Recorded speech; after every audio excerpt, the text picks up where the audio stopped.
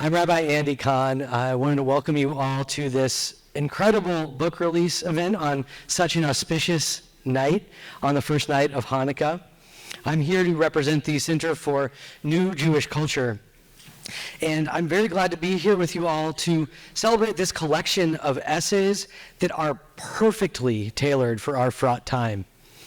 And much like Hanukkah, these essays are full of light for a moment that is in desperate need of deep, careful, and innovative thought. Before we begin, I'd like to thank Ayin Press, Jewish Currents, and the Community Bookstore, all of whom partnered with us for this event. And to introduce the event more fully, I'm happy to invite Tom Haviv, the co-founder and publisher of Ayin Press.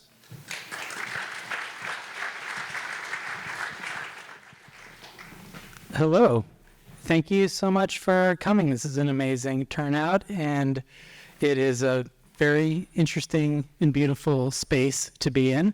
Thank you, Andy, and Rabbi Matt Green, who is not here tonight, unfortunately.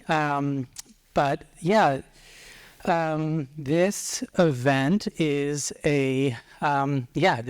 feels like an important moment for Ayin Press, which I will introduce briefly. Ayin Press is a new Jewish publishing house. We're new-ish. We've been around for 3 years. I am the co-founder. My other co-founder, Ayin Press, is by the books at the Ayin table in the other room.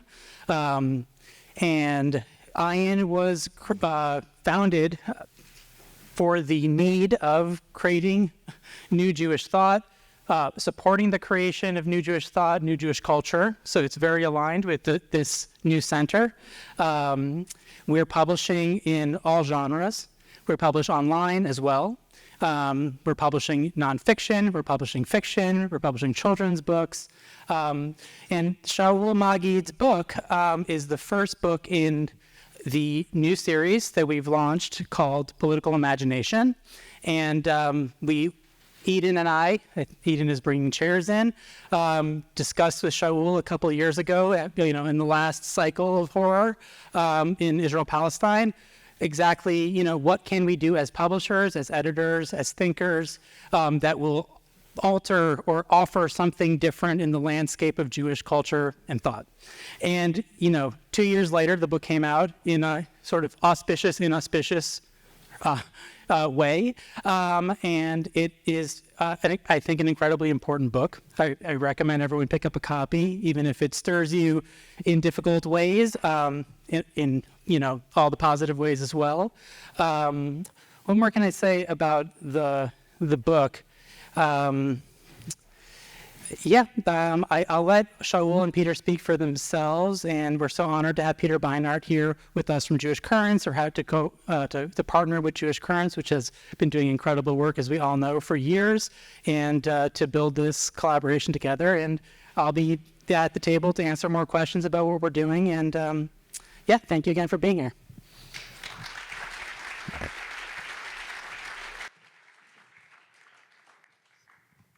Thanks, Tom. Good evening. I'm Daniel May, the publisher of Jewish Currents. It's great to be with all of you tonight. And it's a real honor and privilege and pleasure to introduce Shaul Magid and Peter Beinart, who are going to be in conversation to celebrate the launch of this important and incredible collection of essays. If you're here, you know who Shaul Magid is, you know who Peter Beinart is. I'm not going to say much by way of introduction. Peter Beinart is editor-at-large at Jewish Currents, editor of and writer of the Beinart Substack, Peter Beinart Substack, one of those collection of words. Celebrity on MSNBC most nights. And one of the leading public intellectuals on Jewish politics in Israel-Palestine and foreign policy in America. And we're very glad to have him with us tonight. Shaul Magid is the author of many, many books, professor at Dartmouth. One of the great joys of reading his new work is hearing and reading his own story and his own biography and all the different phases of life that have brought him to the conclusions in this book. Now, I think it would be hard to imagine a moment in which this book's publication and our coming together could be more timely. I don't need to recite to anyone in this room the number of people killed over these last 8 weeks, the number of families destroyed, the number of parents and sisters and children grieving, the number of people displaced from their homes. The images that have flooded our screens and our social media accounts these last few weeks are searing. Every day I read something or see something that leaves me without words. The devastation, the loss is, I think, quite overwhelming. I think it can seem in the midst of such violence that evenings like this are a kind of luxury, right? We come together, we have an intellectual conversation, we talk about ideas. But I think Magid's book takes as its starting point the basic idea that unreflective Zionism and unqualified support for permanent Jewish hegemony in Israel has become morally untenable, politically disastrous, and for those of us invested in Jewish life and culture, fundamentally hollow. He asks us to rethink and reimagine an idea that he argues is absolutely essential to Judaism and Jewish community, and that idea is, of course, exile. For Magid, exile is not only a theological concept, not only a religious disposition, but an existential orientation to the world. An orientation that embraces a certain degree of alienation, of incompletion, of yearning, and of relentless pursuit for a justice that is always out of reach, but whose hastening it is our obligation to pursue. Now, this is an account of Jewishness that is, I think, one that opens up possibilities towards others, towards oneself and one's place in the world, but it embraces rather than rejects vulnerability and precarity. It is, I think, unsettling, and he asks us to unsettle our conceptions of what Jewish life and politics demand and require. Now, these months, and perhaps especially this week, have demonstrated just how urgent that unsettling is. Just on Tuesday, the U.S. Congress passed a resolution condemning anti-Zionism as anti-Semitism, a resolution that passed in the House 311 to 14 votes. As Magid insists, Judaism must disentangle itself from a Zionism and an analysis of anti-Semitism that is caught up in the cynicism of Zionist politics. And he asks us, and he takes us on a tour of Jewish thinkers that reveal the depth of ignorance and mendacity on display in the halls of our Congress. There are many figures who Magid writes about, from mystics and rabbis and critical theorists, but one that he comes back to again and again throughout the book is Hannah Arendt. And Hannah Arendt wrote about herself when it came to her own Jewish politics as being a member of what she called the loyal opposition, someone who was one of those to whom is committed to one's own people and one's own community while rejecting and resisting all that is immoral in the politics of that people and all that is unjust in that community. And I think it's a real honor that tonight we're joined by two giants of what I like to consider the loyal opposition in American Jewish life today. So with that, Peter Beinart and Shaul Magid. And I think I'm supposed to ask you to light the menorah here. Oh, okay.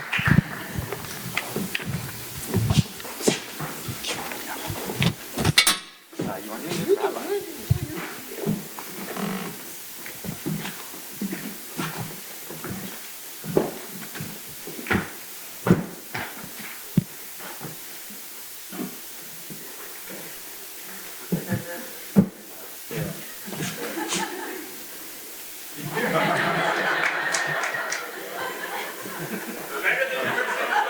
It's kind of a good sign that you don't know how to do it.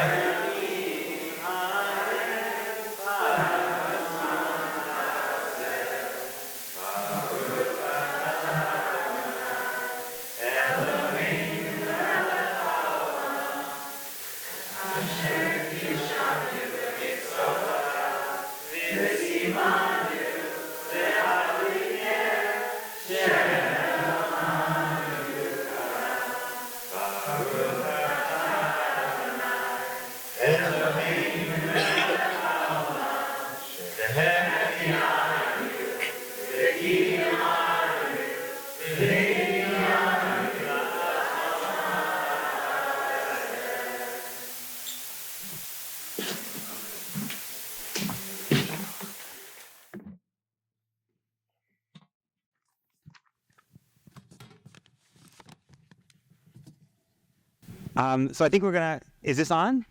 Great. Great. So I think we're gonna start by Shaul talking a little bit about the book, and then I'm gonna ask some questions, and then we'll turn it over to you. Thank you, Peter, and thank you for coming. And thank all of you for coming this first night of Hanukkah.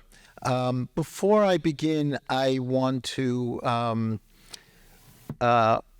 make a note of dedicating this night to someone who passed away yesterday, who was a dear friend to many of us and a teacher to many of us, Rabbi Dr. David Ellenson, who was the rector of Hebrew Union College for many years, and somebody that a lot of us here in this room, and certainly people that will be watching the video, knew very well and learned from, and he really will be missed. And I think that the Jewish world and the world in general is poorer today than it was 2 days ago. So this is really for David. I want to speak about the book for just a few minutes and then turn it over to a conversation with Peter. A lot of people had asked me whether they thought that the book was relevant after October 7th. Obviously, the book was written before October 7th, and it was in press before October 7th, so there was no way to make any changes to it. I want to make the following observation. I think that in some way, one could argue that October 7th changes everything, and there would be a strong argument to make for that. I also think perhaps that October 7th changed nothing. And I think that in terms of the book, which is really about Zionism, it's really not about Israel per se, it's really about Zionism. I think that all of the fissures and cracks and complexities of Zionism as a project, both in theory and in practice, that existed before October 7th, when the war ends and the mourning ends, will exist after October 7th. So I don't really think that the book becomes irrelevant. I think in some way maybe it's I don't want to call it an opportunity, but certainly it gives us a chance to kind of think a little bit more deeply and carefully about the Zionist project writ large. So one of the things I want to say right at the outset is that, and I say it in the book a number of times, but it seems like people who have read the book that have written to me angrily didn't really get that. This book is not anti-Israel. It's not an anti-Israel book. It's not against the existence of the state of Israel. And two other books that I think in a certain sense dovetail with my book very differently that are more anti-Israel would be Judith Butler's Parting Ways and Daniel Boyarin's No State Solution. I'm in conversation with both of those people. I think they're very important thinkers on this issue.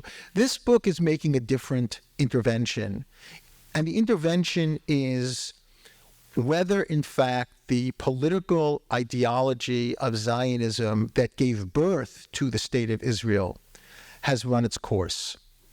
And that for Israel to continue to exist in a truly democratic, just state of equality of all of its citizens, it needs to think of another political ideology that can take it into the next century. In other words, that Zionism has done its work, and it may have been within the context of late 19th century, early 20th century Europe, be necessary, but that it's not clear to me that it's still relevant. And so I think the beginning of the book is a kind of critique of liberal Zionism, because many of the people that I talk to, many of my interlocutors and colleagues, we consider ourselves liberal Zionists and are basically making the claim that if we can only get back to some form of liberal Zionism, then things will work out and will be okay. So I want to make two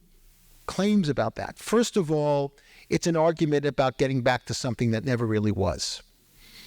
And secondly, I think that the problem may not be what kind of Zionism, but Zionism itself.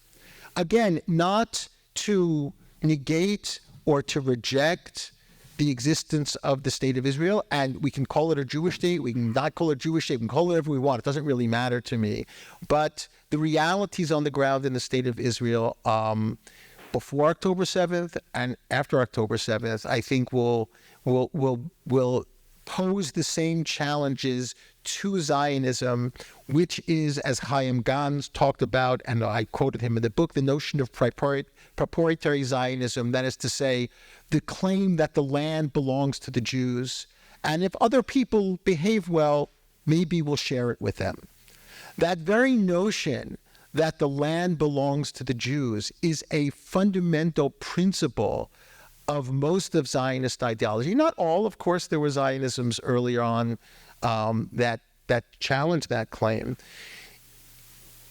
I think it continues to kind of come back to haunt us and to prevent any kind of equitable solution. And so this book is really an intervention to ask a series of questions about land, about people, about ideology, about liberalism, about democracy, about anti-Semitism, that wants to touch on rethinking what it would mean to envision a just Israel after Zionism.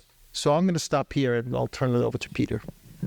That's great. I really love the book. There's so many different aspects of it. Maybe I'll start with a kind of a question about language. When you said Zionism has run its course, I thought, well, then you could just be a post-Zionist. But you're not a post-Zionist, and you also make the point you're not an anti-Zionist. You say you are a counter-Zionist. So help me understand what that difference is between being a post-Zionist and anti-Zionist and what you are, which is a counter-Zionist. Well, first of all, it's always good to make up terms and then, brand them. Yeah. Right. And then, so I think post-Zionism is an adjacent position. I think post-Zionism is a very homegrown Israeli phenomenon. I don't really think there's a diasporic post-Zionism. Post-Zionism is really about debunking the myths of origin of the Zionist project by people who became known as the new historians in Israel, as a way to try to, in a certain sense, locate what they call the original sin of the establishment of the state. Again, not to say that the state shouldn't exist, but to acknowledge that original sin in a way that's not so dissimilar from, America acknowledging the original sin of the genocide of Native Americans, right? To debunk the myths upon which American democracy is built on the question of Native American genocide and slavery. And so in a certain sense, post-Zionism is really a corrective to a Zionist narrative, but it still exists within the orbit of Zionism as an ideology. So anti-Zionism, in a certain sense, from my perspective, I'm not really sure. I say in the book that in some way counter-Zionism is anti-Zionism but not anti-Israel. And this, in a certain sense, was not new. You had American thinkers in the middle part of the 20th century that basically said that they were pro-Israel and anti-nationalist. I mean, you had all kinds of people that have been kind of written out of American Jewish history who were making these claims. So it's an anti-Zionism that's not anti-Israel, and that's what the counter-Zionism is. That is to figure out, to think about, to conceptualize a different way for Jews to live in their homeland that happens to also be the homeland of another people, and to acknowledge that homeland of the other people as a way of creating as a way of creating a democratic state. So if I had to define counter-Zionism, it would be anti-Zionism that's not anti-Israel, as opposed to what we normally think about anti-Zionism, which is against the very fact of the state, against the very viability of the state in any configuration. And that's something that I think that people make very good arguments about the notion that Jews shouldn't have a state. They should live a diasporic existence. That's part of their fate. That's part of their destiny. This idea of a brit shel galut, of a covenant of exile, you see that in ultra-Orthodox thought.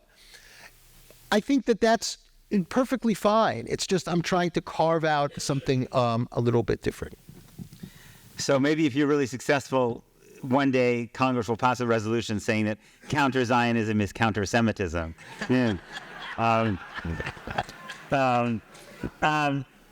But so let me ask you to dig let me ask you to elaborate a little more on what it means to be counter-Zionist but not anti-Israel, or to be because is the very name Israel itself, right, is a name that suggests Jewish supremacy, right? It's our name. It's the name of the Jewish people, right? So how could there be an Israel, right? At least under that name, which wasn't essentially a statement that this is our land alone.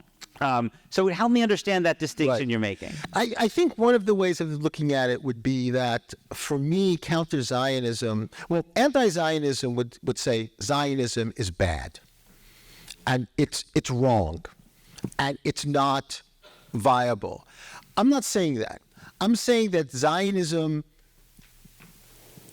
was something that existed, did its work, accomplished an incredible amount. I mean, created a state, it created a culture, it created a language, it created an aesthetic. It brought Ashkenazi Jews and Mizrahi Jews together to create this amalgamated culture. I mean, there are plenty of miracles that we can look at when we think about the Zionist project. So I wouldn't say that it's bad. I would say that it's no longer viable, that it doesn't actually fit the reality of the people that are living from the Jordan River to the Mediterranean Sea, which is a Jewish majority and a very large Palestinian minority that are making similar claims to the land. So I think that would be, for me, one of the ways of making that distinction. Zionism is an important historical phenomenon, maybe the most interesting Jewish experiment in the modern period. And the time may have come for us to kind of move beyond it. I think that would be one distinction between the anti-Zionist position and the counter-Zionist position. And again, I'm not a policy person, so I don't really lay out the template of what this new country would look at. Now, I think you're right. The problem with Zionism is that it is an ethno-national project. And as an ethno-national project with a large majority of a different ethnic group, it's not that it inadvertently slides into chauvinism. I think it slides into chauvinism by design. And that's why I think that the liberal Zionist project, which is really an American project, there's no real liberal Zionist in Israel. There's an Israeli left, but it's not liberal Zionism. Liberal Zionism comes out of Louis Brandeis, who basically said Zionist values and American values are the same thing in terms of liberalism. That in a way, liberal Zionism is trying to push a square peg in a round hole, or a round peg in a square hole, whatever it is. It doesn't work. It works for short periods of time, and then it slides back into a kind of ethno-national chauvinistic project, which is really, we can set aside all of the buzzwords, apartheid, and all of those things, because we know, colonialism. It is a culture of domination. It's a culture of one group dominating another group. And I think that in a certain sense, from my perspective, I'm not convinced that Zionism can actually move beyond that point. So I think one of the interesting things about the pre-October 7th moment and the post-October 7th moment was, I think the pre-October 7th moment was a moment when there were a lot of American Jews who were actually kind of excited about the prospect of liberal Zionism, because that's what they thought the anti-Netanyahu movement represented for them, right? A Israel that would get back to the good Israel that existed before these terrible right-wingers took over. And now it seems to be post-October 7th, what's happened is what you were suggesting, which is that basically the liberal has disappeared, right? That in the wake of October 7th, basically people have given themselves permission to not really need to even invoke any liberal justifications at all, right? It's just the primal fear and the primal rage and the need to fight and destroy Hamas, whatever that means. But I'm thinking, trying to challenge those people who I suggest who may be some of the kinds of people who are emailing you, right? And they email me too. I guess I know they're CCing me on your. Yes, right. I sometimes in my mind formulate this person as the collective IRA, like the IRA who I might see at Kiddush, and I kind of know the way the conversation is going to go as we try to get herring, and I think what that person would say, and I think they say it with greater intensity now, is, whatever theoretical stuff you're dealing with here, ultimately. Israel is the IDF. Israel is Jews with the most weapons, which is what keeps Jews safe. Nothing else can be trusted to keep Jews safe. And why, given Jewish history, given the Middle East, given October 7th, are you willing to gamble on that? Right, and a lot of people I know and have known for many, many decades have made that particular point. I would just add one thing. Many years ago, Thomas Friedman said that one of the biggest dangers of Israel is that it turns into Yad Vashem with an air force. And I think that the way in which, for example, all of these analogies between Hamas and Nazism, or October 7th and the Holocaust, which I find to be egregious on a number of different levels, even according to Zionism, I think they're egregious, speaks to the way in which post-October 7th has brought the collective psyche of a traumatized country. And I want to make one point that I think is really overlooked. We can talk about the trauma, we can talk about the vengeance, we can talk about the anger, we can talk about the pain, we can talk about the mourning. All of that is true. What's very often not spoken about in terms of October 7th, in terms of what it did to the Jews, was deep humiliation. It was a deeply humiliating moment that this terrorist group crossed into the sovereign territory of another country, murdered 1,200 citizens, and the army did not show up. That was something that was never supposed to happen. And I think that it may be time for us to begin to confront that humiliation, because that's really what it is. It's humiliation. And in some sense, people talk about the war as being a war of survival or a war of revenge. In some sense, it's a war of honor. Israel's honor was decimated on October 7th. And in that sense, as many Gazans are killed, there's a way in which Hamas won that. They humiliated Israel. To go back for a moment to your comment about the protests. It's very interesting, because when the protests started, American Jews were largely frozen. They didn't really know what to do. Because supporting Israel, how do you support Israel? By protesting Israel. So a couple of Israeli pundits came over to America, who will remain nameless, and said, oh no, it's okay for you guys to protest the war. I'm telling you, as an Israeli, it's okay to protest the war. And then suddenly, American Jews says, oh, how are we being pro-Israel? We're protesting the war. So when I was asked to sign a couple of petitions in favor of the protests, which I refused to sign because there was not one mention of the occupation, I said, you can't have a protest against Israeli democracy and not mention the occupation. They said to me, you're not pro-Israel because you're not protesting Israel. That's the way the bizarre thing turned. Like, if you don't support the protests of Israel, you're not pro-Israel. And so the protests were not a left-wing movement. The protest was a centrist movement. It was a Jew versus Jew movement. It was about the erosion of democracy in Israel for the Jew. Whether that can be reconstructed after October 7th. I don't think a lot of Israelis are in the mood for that. I think that there is, in a certain sense, the liberal Zionist position has become, do you support the war or you do not support the war? The liberal Zionist position is the support of the war. Right. If you don't support the war, then you're as if written out of the Jewish people. And there are some people that are even trying to make that claim, that you're no longer really a Jew anymore if you don't support the war. Now, not supporting the war or questioning the war or calling for a ceasefire is not saying that Israel didn't have a right to defend itself or its right to respond. But as we move on from October through November to December, and we witness the continued devastation and the tens of thousands of lives that are lost, I think at some point some of us are saying, wait a second, what's really going on here?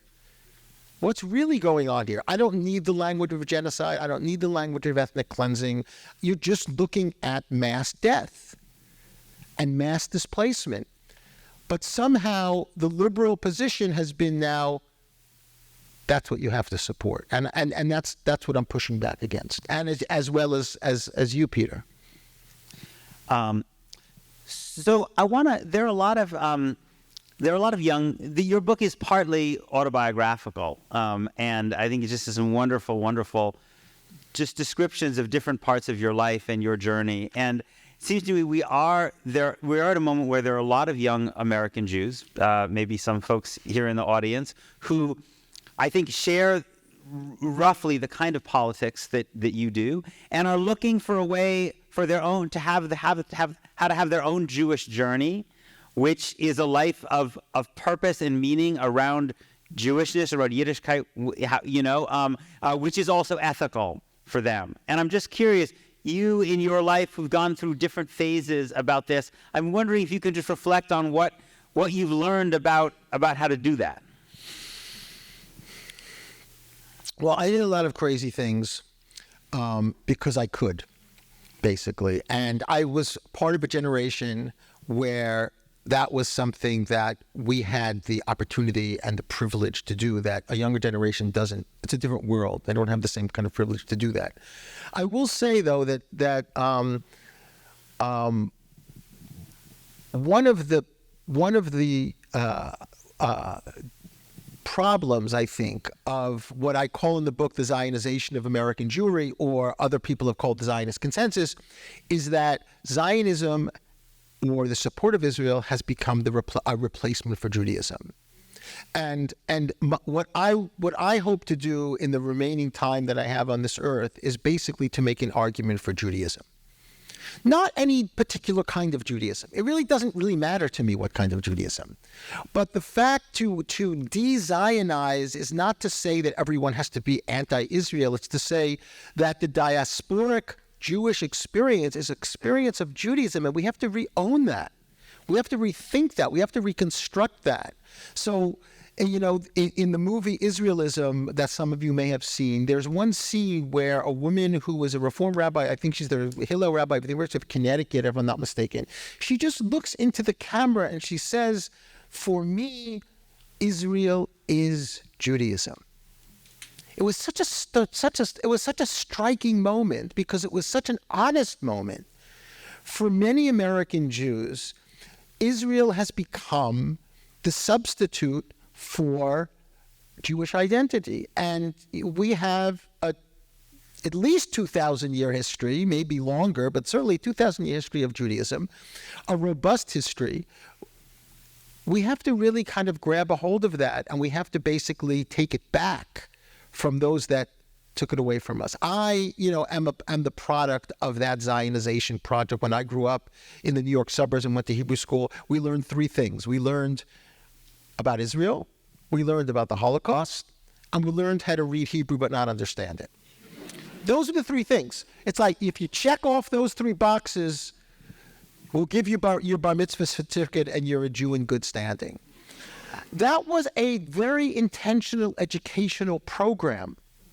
And I think that this next generation and Ezra's generation, Ezra's somebody that Peter's son that I know, is really, and Naomi, my daughter, and Naomi, right? I just met Naomi. Yeah, right. But this generation has to really re-own a sense of their own Judaism, however they want to construct it.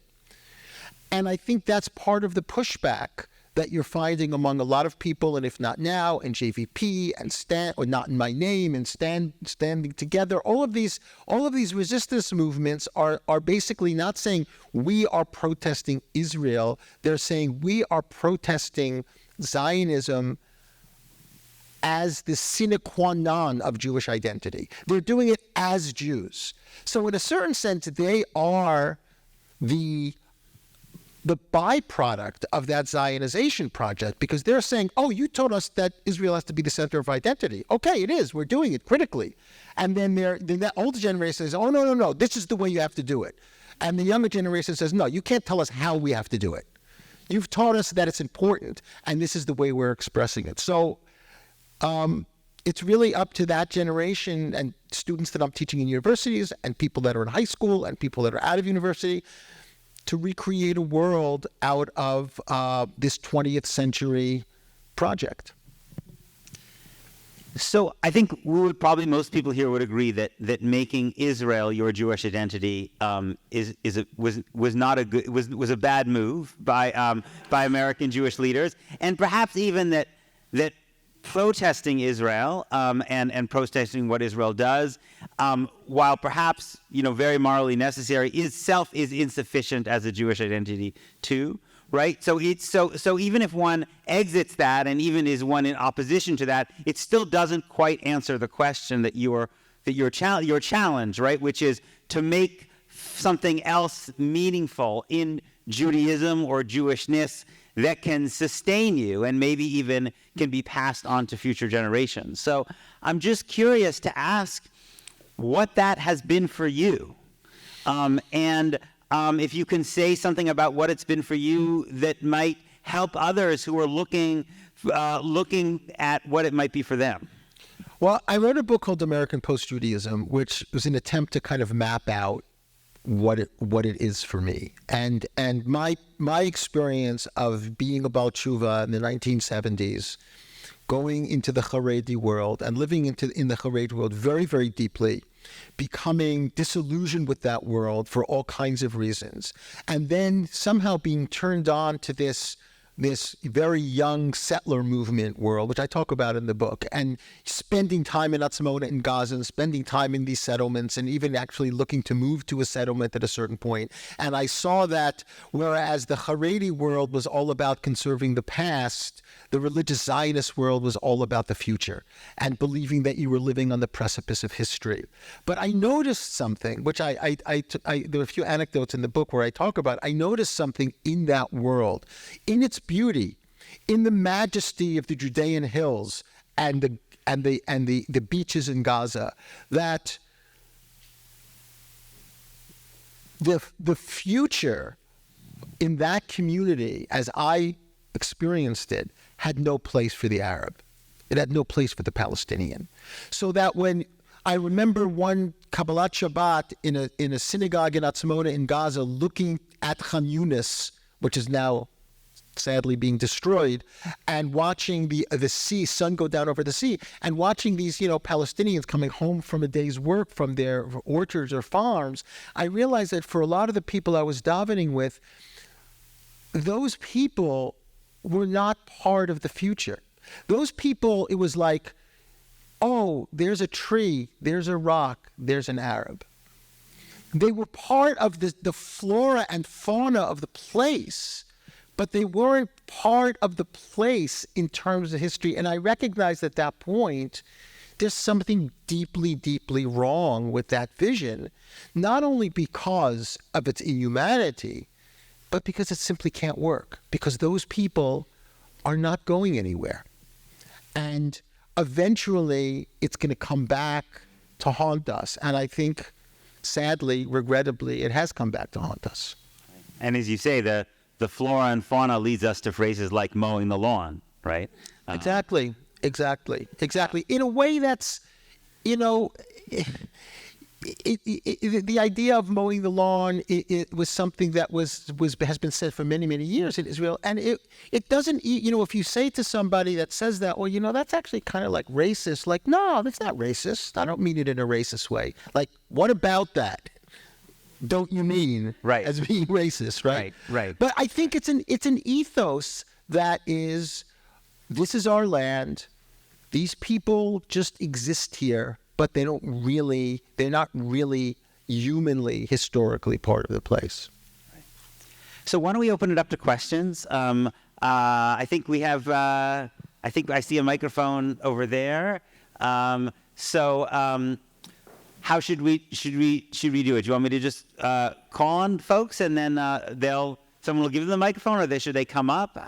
No, I'll run the mic around. I'm going to make one request. Yes. That everything that goes into this mic ends with a question mark rather than a long statement. Very good point. And that if you have the presence of mind, before raising your hand, ask someone next to you the question so that you actually have it phrased in a question before you get the mic. Wow. Got it? This is a tough venue. It's tough, yeah. But It better be good. But with the question mark, you're also permitted an exclamation point. Yes. Okay. That's our semicolon. Okay. I think there was someone there in the kind of on the right side, halfway through.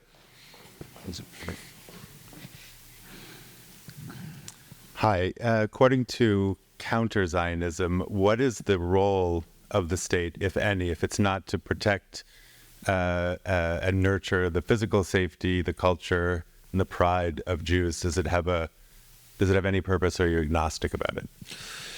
And that's a good question. Of course it does. I think that the counter-Zionist position is founded on the principle that this land, the land of Israel or Palestine, is a homeland for the Jewish people. It was a homeland for the Jewish people before there was a state, and it's a homeland for Jewish people with a state. It also happens to be the homeland of another people. And so the counter-Zionist position would be to create some kind of, in a certain sense, it is binational, I suppose, to create the context and conditions for the flourishing of Jewish life, of Jewish language, of Jewish culture, of Jewish identity, and Palestinian life, and Palestinian religion, and Palestinian culture, and Palestinian identity. So I don't think those two things are mutually exclusive. I think a state can do that. But I don't think it can do that as easily if it begins with this proprietary, this notion of priority where it's ours and you can have some of it, but really we're giving it to you, as opposed to you own it or don't own it in the exact way that we own it and don't own it. I think someone at the back there on the left. I think there. This person. I'll be a Mrs. Like I said, I knew I studied more than you go ahead. You did the very deep. Side is impact. That's the truth.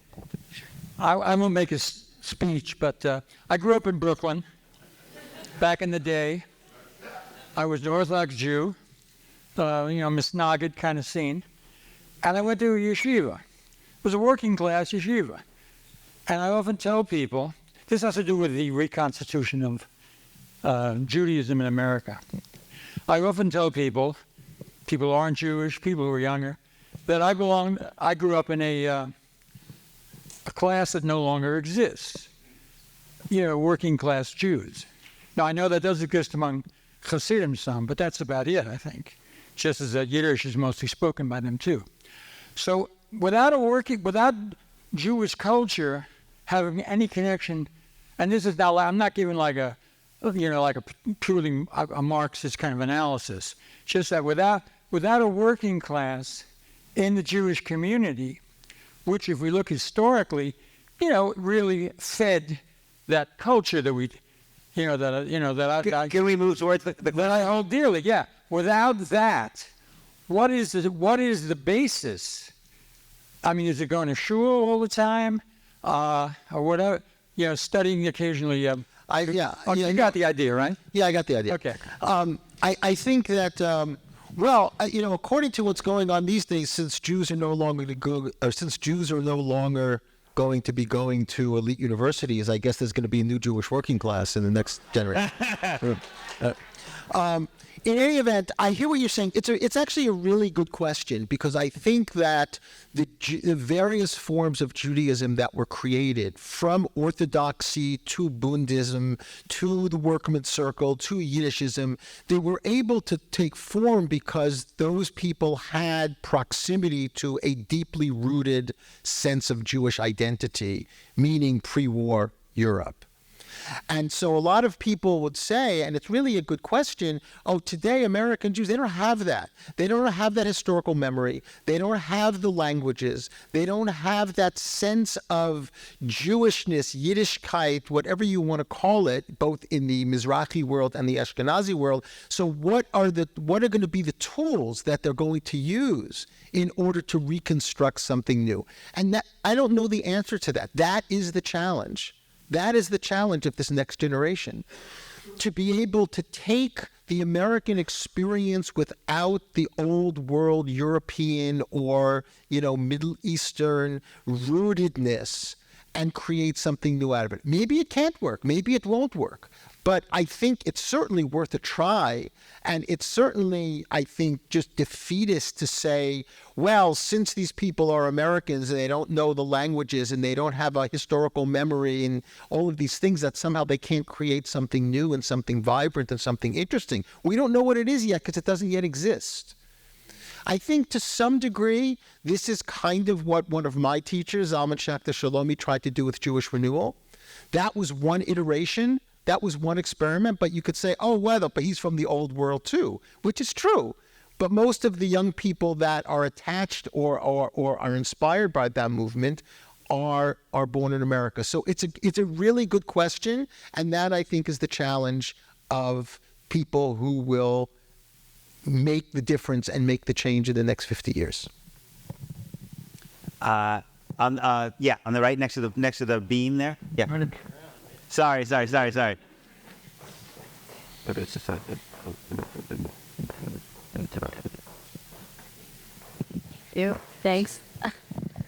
Hi, thank you both.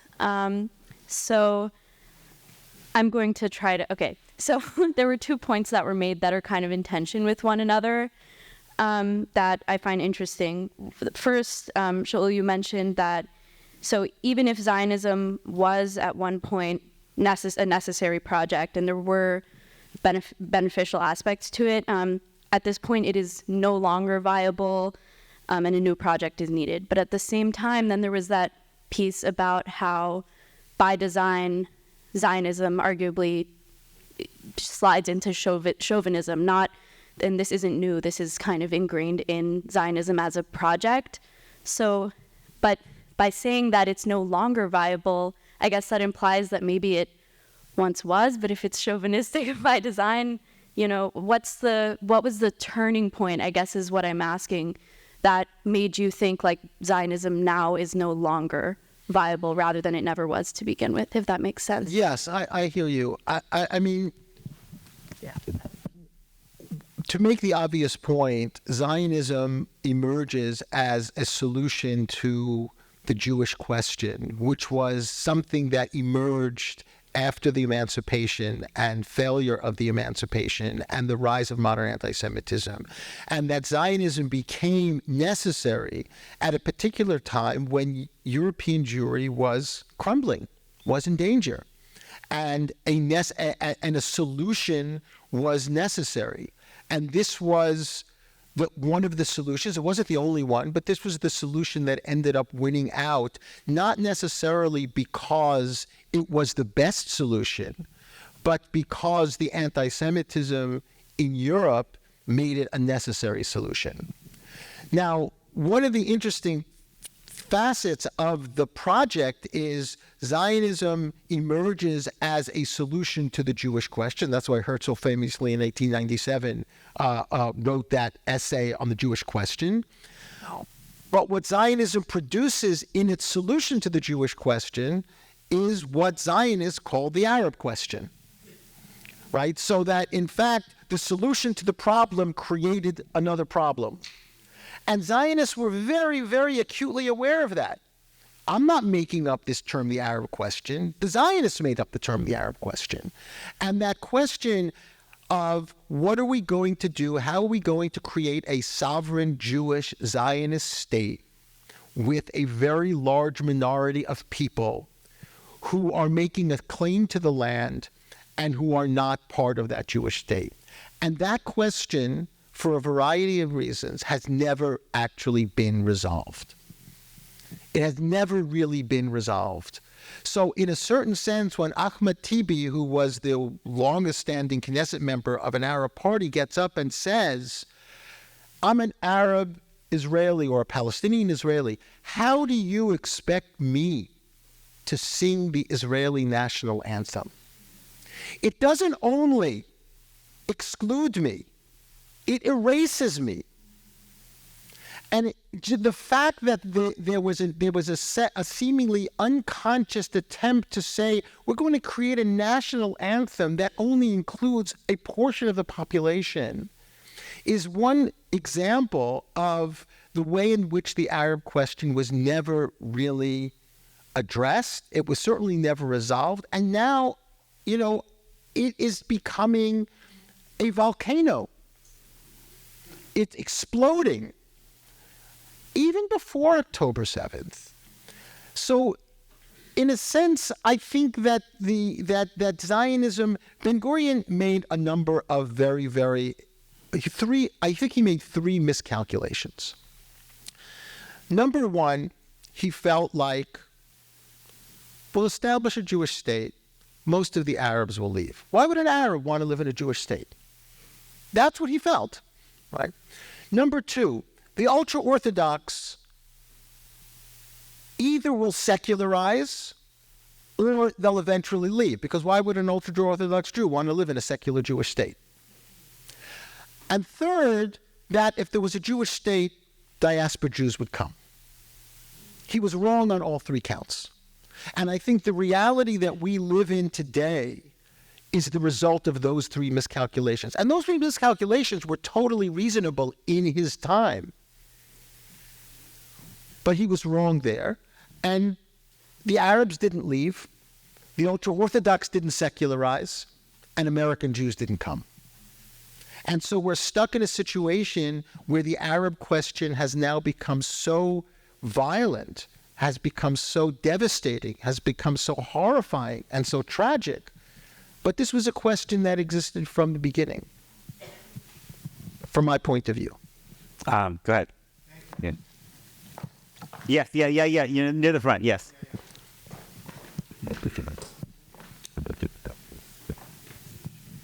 As we all know, the fact is that in the 2nd century was the Roman Emperor Hadrianus Caesar, who expelled Jews from Jerusalem and changed the name of Judea to Palestina and incorporated it into Syria, Palestina.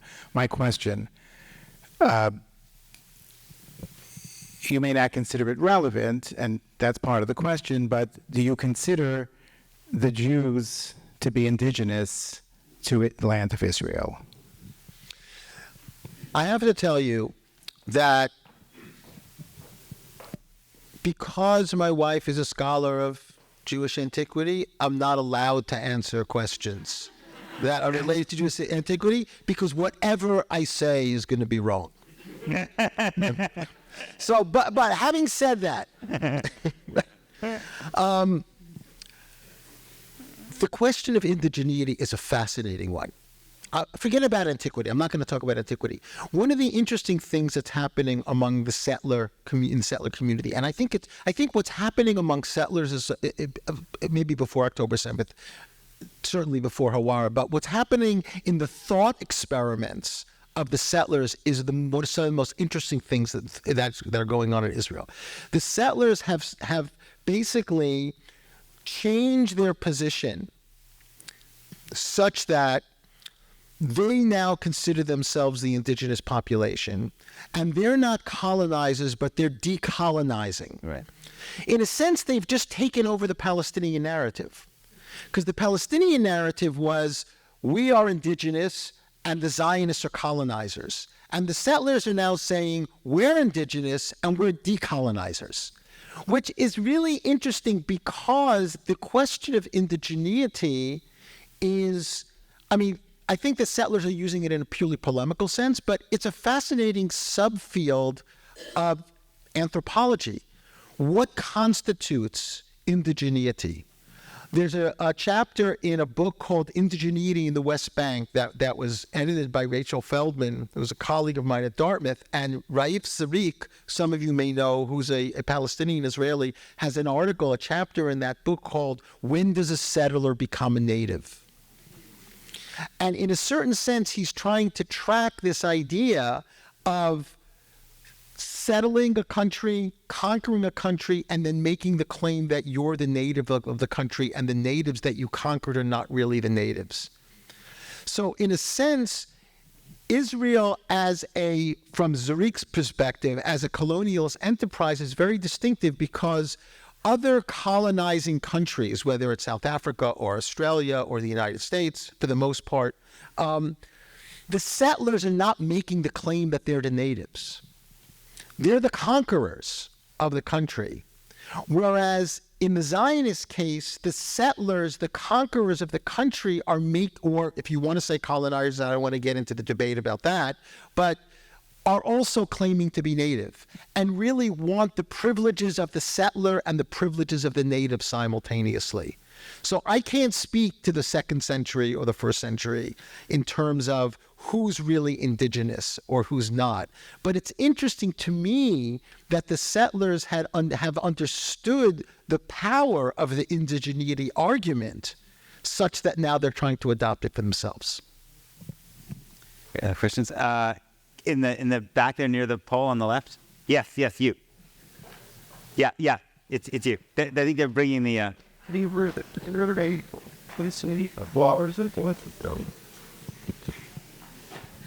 Hello.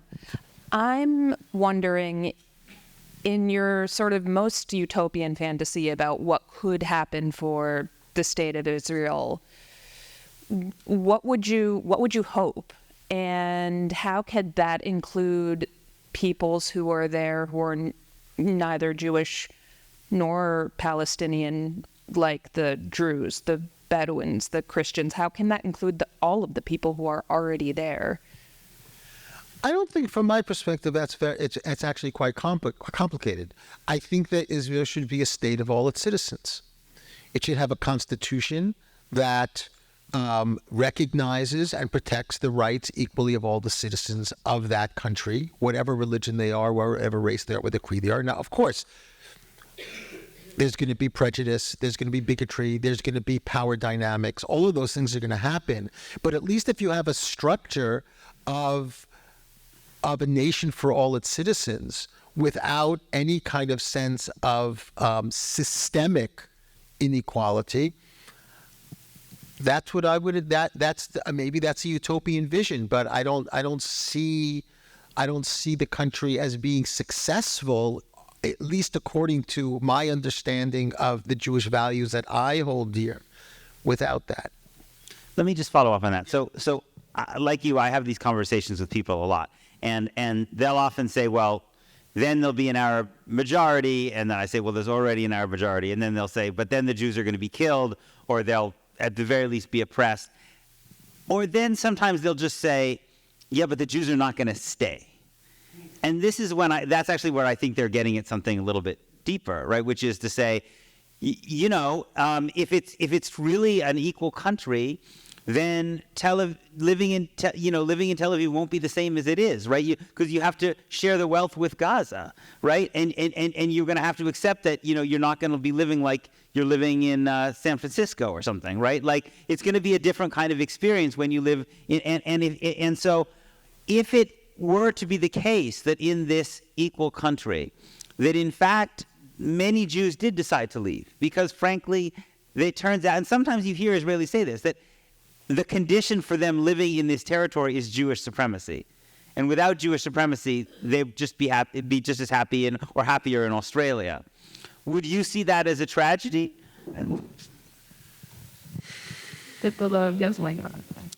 David Ben-Gurion once said that the greatest threat to Zionism is a healthy, robust diaspora. So the greatest threat to Zionism is America. And he knew that. He understood that. And in a certain sense, there is a deep investment among people, and I don't want to necessarily, say Zionists or pro-Israelists or whatever, but there's a deep investment among some Jews to create a scenario where America is not safe for Jews. And that's what we're experiencing now. I'm not saying that there's not anti-Semitism. I live on a college campus. I'm not saying there's not anti-Semitism. I don't think it's what we hear about in the news. I think there's a manufacturing to some degree of anti-Semitism, but there is anti-Semitism. What there isn't of America, what is not in the American Jewish experience is oppression. The Jews are not oppressed in America.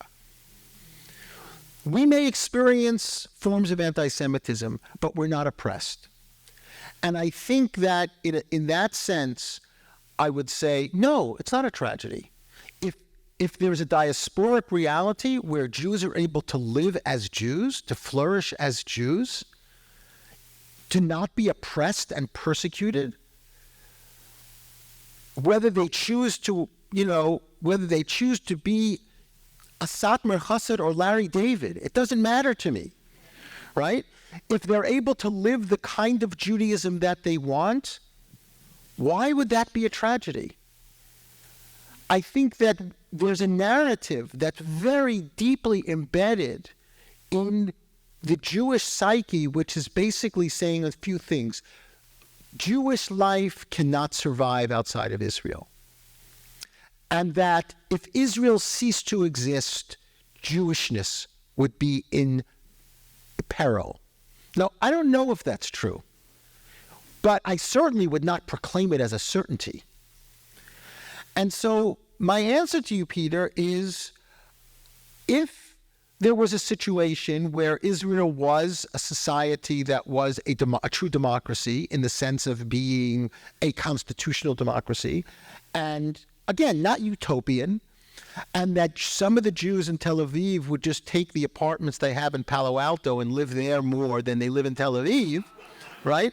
Would that be tragic? No. Why would that be tragic? I don't understand. I mean, what would be tragic is if Jews were living in an oppressed reality that they couldn't get themselves out of.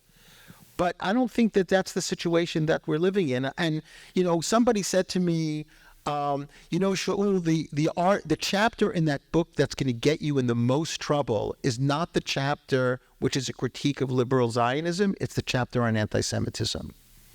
Because that chapter on anti-Semitism really tries to understand the relationship and the linkage between anti-Semitism and oppression. So there is the anti-Semitism which is the product of oppression. There's the anti-Semitism in America which exists, but we're not really oppressed by it. We're not oppressed as a people. And then there's the strange thing of somebody saying that some Palestinian kid that throws a rock at a car to protest the Intifada, to protest the occupation, is an anti-Semite. What does that actually mean? He's resisting oppression. He's oppressed. So you could call it terrorism. You can arrest him and put him in prison. But what does it mean to say that the Cossack that burns down a village is an anti-Semite the same way that a Palestinian throws a rock at a car because he's living in a refugee camp?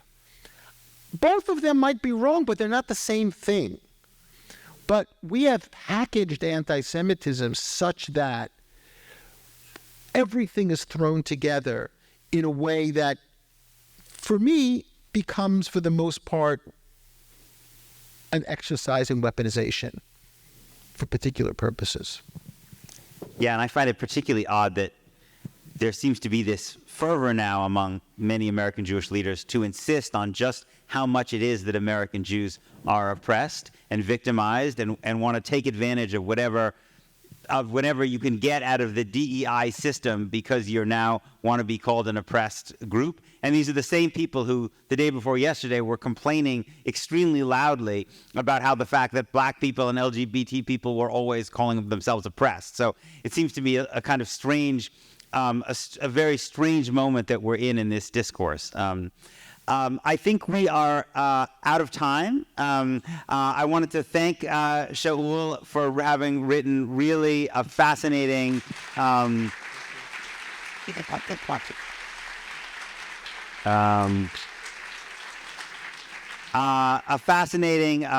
really creative, a very intimate and beautiful book. And I'm so grateful that all of you can come. I think Shaul is going to be signing books in the back, so I hope you'll all pick up 3 copies and ask him to sign them all. And I also just want to thank Peter for everything that Peter does, for who Peter is. Because for a lot of us, Peter is really both on the front lines and in the trenches, and he takes a lot of the heat for it, and we thank him for that. Thank you. Thank you all so much. Thank you.